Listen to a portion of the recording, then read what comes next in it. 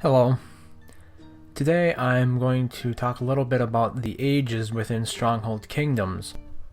Now, the best way to tell which age a world is currently in is by going to the Select World menu in your Stronghold Kingdoms game client, and you'll see next to the world name and the supported language is a little icon which shows what age the world is currently in Roman numerals.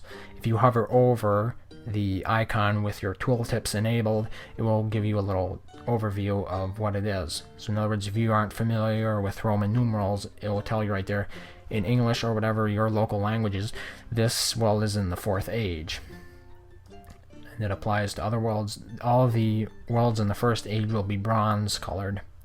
So that is the easiest way to find out what age a world is currently in. Now, they are a relatively new concept to the game, although a couple of worlds as of this recording are currently in the 5th age, which to date is the newest or most recent addition to the number of ages in Stronghold Kingdoms. Now, what are ages exactly, and how did they come about? How did they come into being? Well, back a little while after Stronghold Kingdoms left beta stage, Firefly Studios announced that upon the completion of a 2nd age, which was basically going to be another glory round, another glory race, they planned to or intended to close old worlds and sort of force players into the newer worlds that they had been opening up.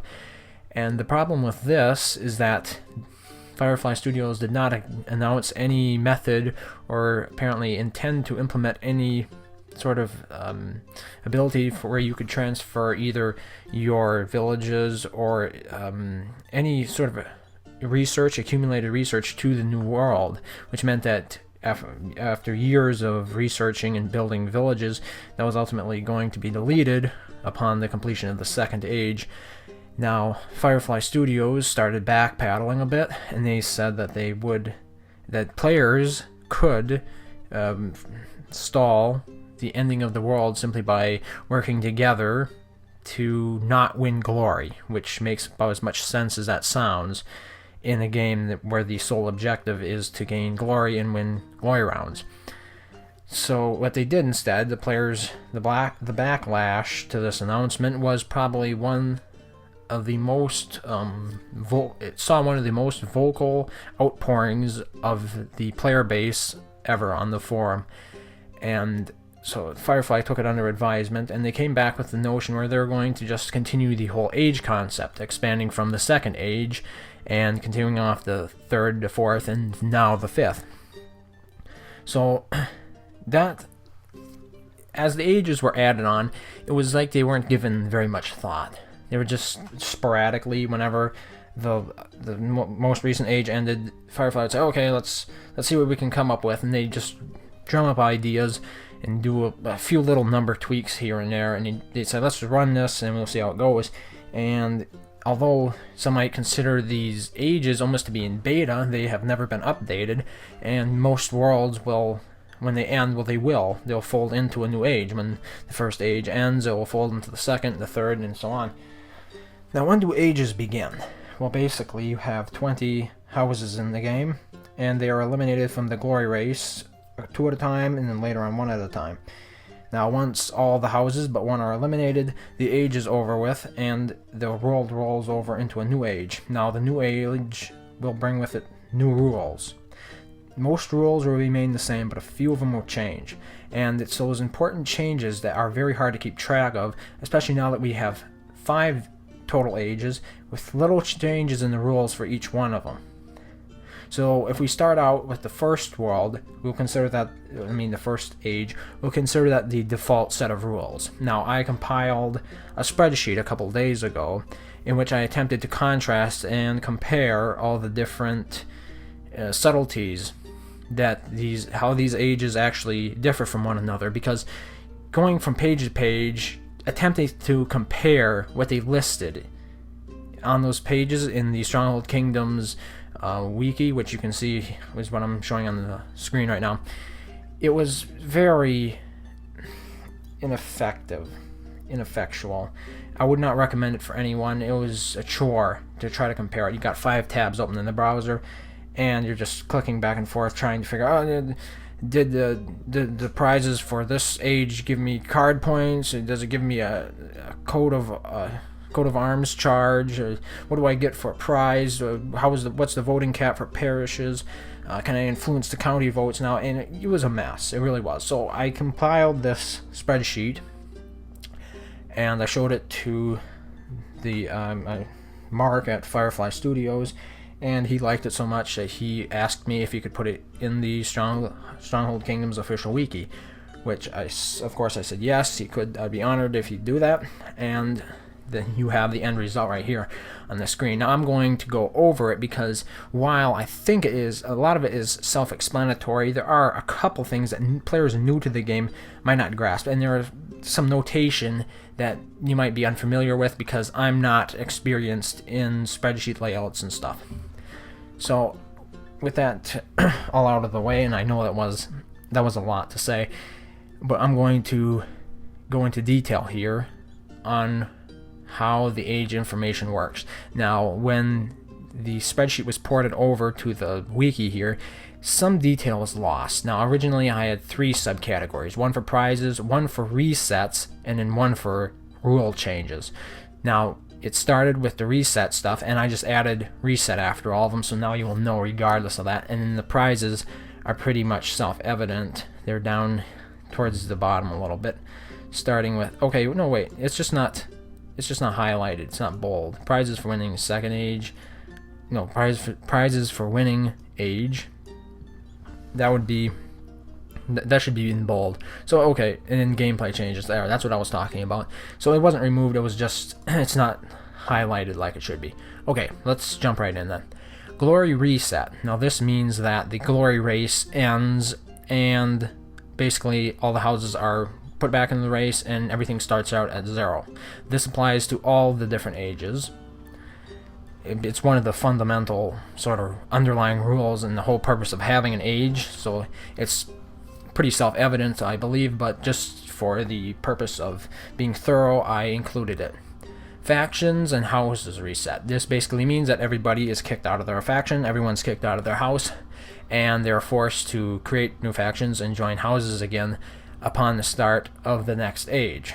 Now, this particular rule I find unsavory because it forces players out of factions, often when the age itself lasted under a year, which means that if you were in the faction the entire time, you would still not get the diamond loyalty member achievement, because it requires you to remain in that faction for 52 weeks or 54 weeks.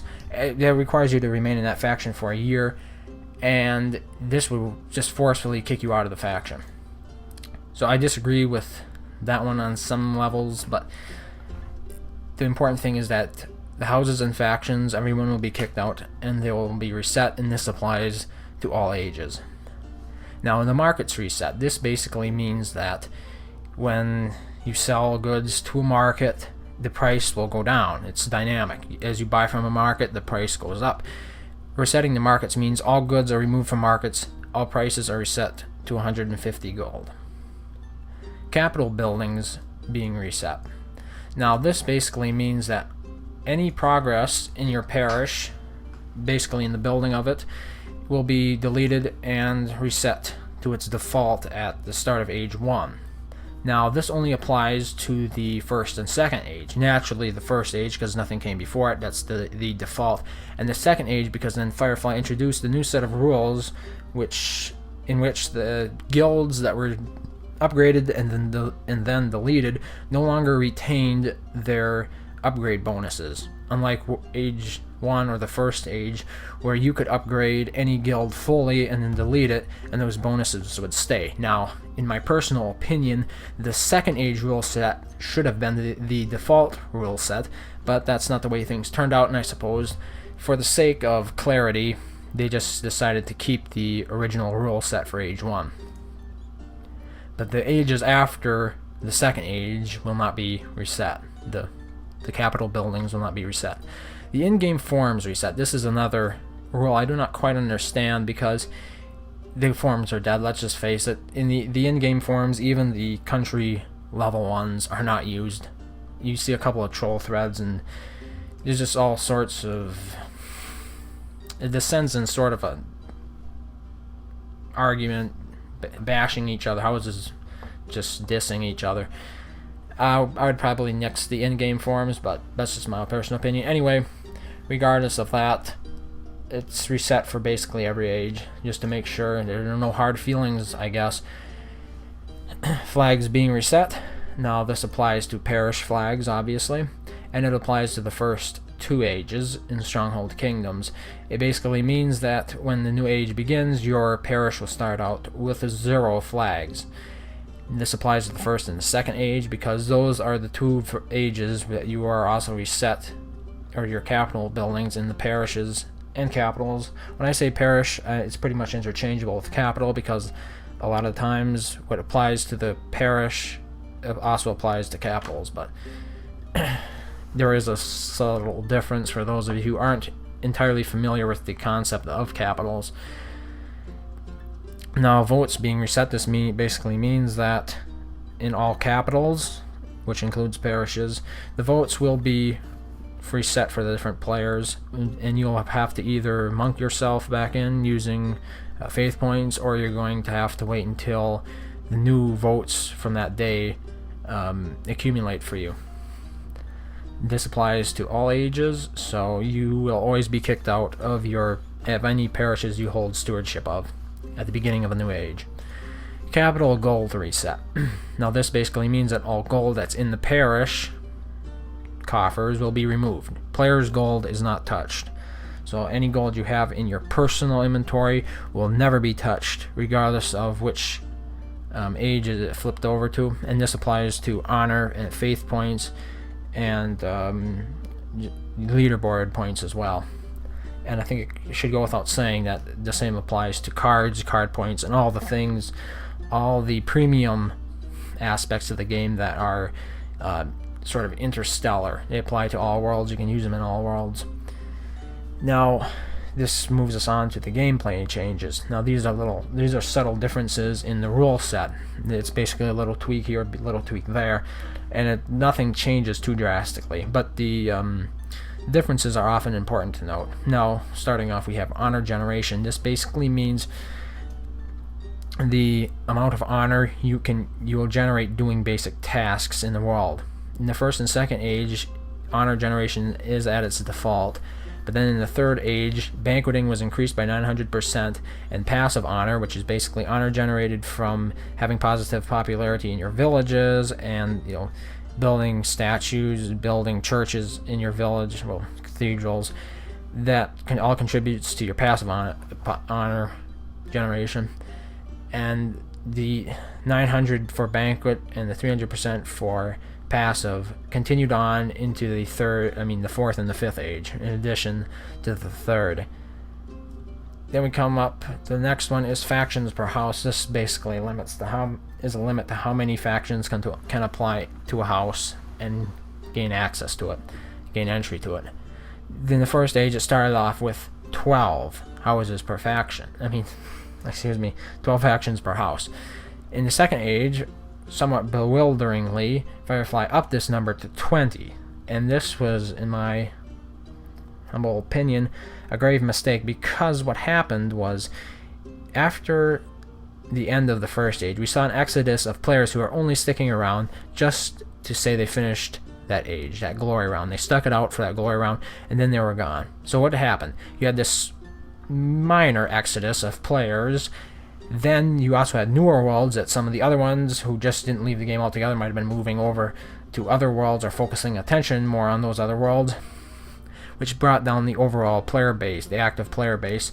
And then Firefly introduced up the number of factions you could have per house to 20, which basically means that now everybody can dogpile into the same house and just run the glory clock down until you've ended the second age glory race in 6 months. Especially, we had new players jumping in and completing quests to do that. So, factions per house, it was 20. Third age was still 20. Firefly realized it was a mistake, and by the fourth age, they nixed it down to 2. Three factions per house, and that is carried on into the 5th age. Now, 3 factions per house is about the right size when your worlds are under 2,000 players, and when probably only 200 of those players are actually daily active. Moving on, we have army speed. This pretty much dictates how fast your army will move when it's on the map. The default was, of course, times 0. In the 2nd age, this was increased. This was buffed by 50%. It's times 2 now. This change continued on into the 3rd age, and then was increased to times 3 for the 4th age, and times 3 carried on into the 5th age. Scouting speed, which is somewhat similar to army speed, was increased during the 2nd age to times 2, and this change is carried on through the 3rd, the 4th, and the 5th ages. Unlike army, it was not increased to times 3 speed, ever.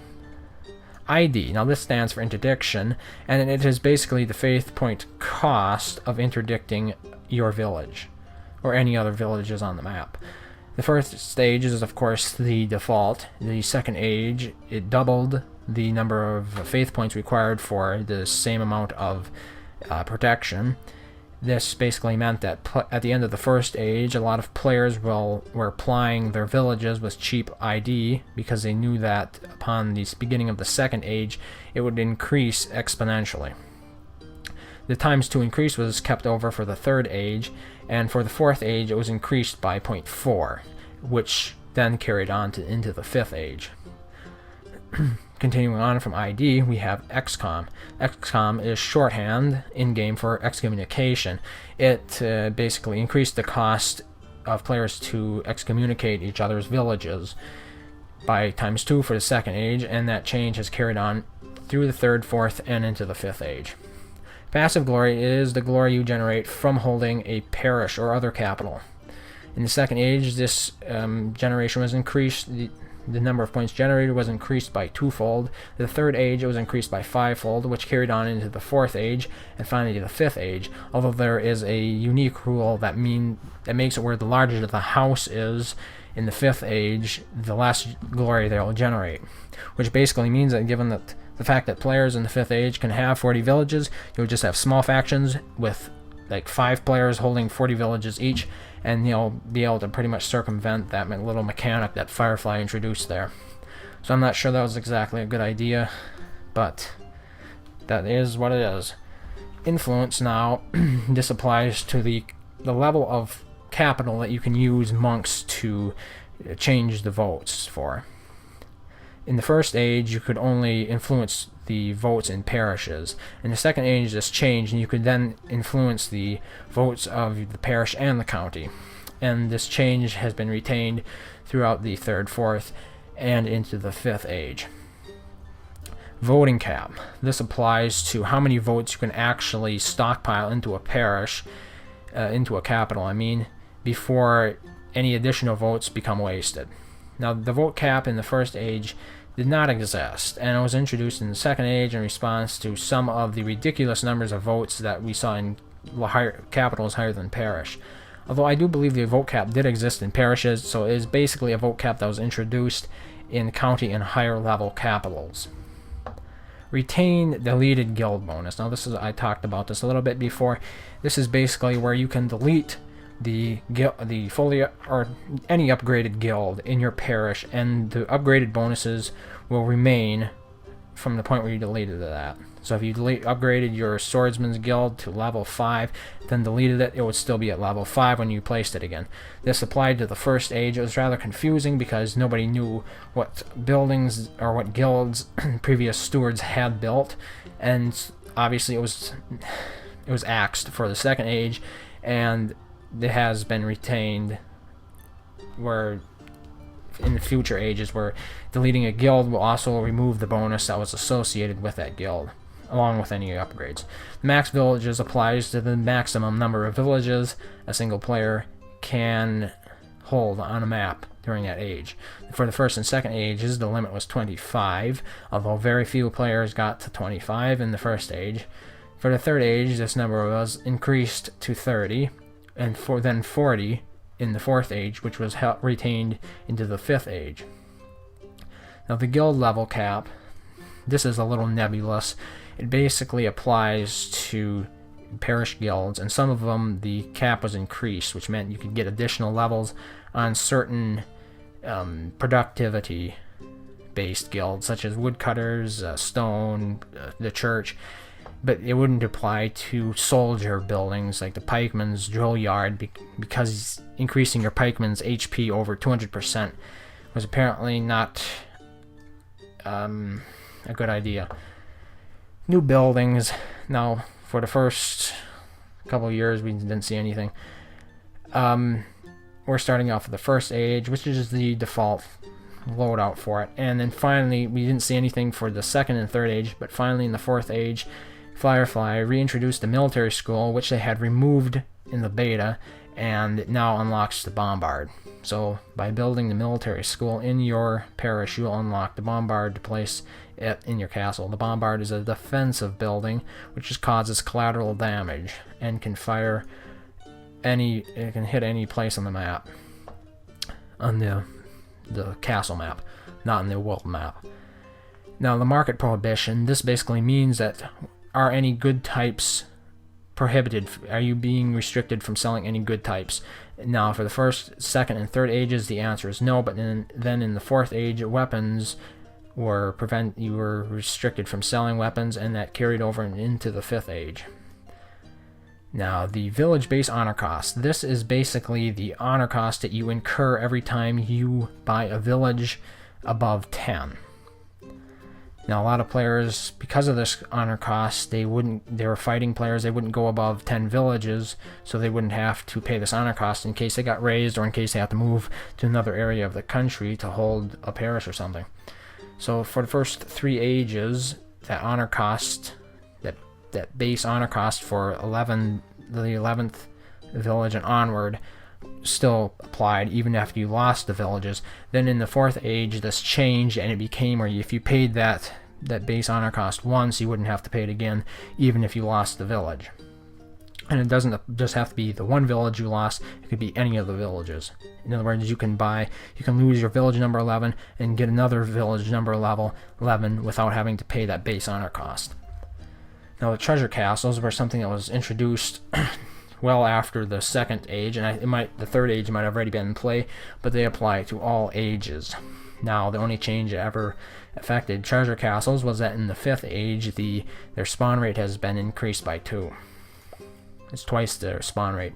Now, these are prizes for winning any given age. For the first age, players who win will receive 1 wheel spin upon victory, and then another 5 upon the beginning of another age. They do not receive any coat of arms charges. They receive no faith points, no gold, no honor, no card points, no ultimate random packs, no super random card packs, and no random card packs. So as you can see, you really didn't get a whole lot from winning the first age, and a lot of people were disappointed. Then for the second age, we saw a little bit of change for the better. Upon victory, you received 1 wheel spin, 4 coat of arms charges, 30,000 faith points, which is pretty meh, 100,000 gold, bigger meh, honor scaled to rank for players under Crown Prince, that was pretty meh, and 250 card points, which was also pretty meh. But those coat of arms charges were something that you could actually use to show off that you had won the second age. Now moving on to the third age. Upon completion, upon the beginning of the new age, players were awarded 5 wheel spins, 1 ultimate random card pack, 5 super random card packs, and 10 random card packs. So as you can see, Firefly sort of simplified it and just started giving away cards. I was a bit disappointed that they didn't carry over the coat of arms charges, but yeah. For the fourth age, players were awarded upon beginning a new age, 6 wheel spins, 1 ultimate random card pack, 5 super random card packs, and 10 random card packs. And as you can see, this is sort of a trend, and I think it's likely to continue on into the fifth age, where Firefly will just be giving out wheel spins and card packs, although that has yet to be determined as of this video. So I hope you found this informative, and yes, I understand that it has rambled on for a bit, but I hope you gleaned some insight into how the different ages and Stronghold Kingdoms actually work and the history behind them. And so thank you very much for watching, and until next time, farewell. Stronghold Kingdoms. The battle has just begun.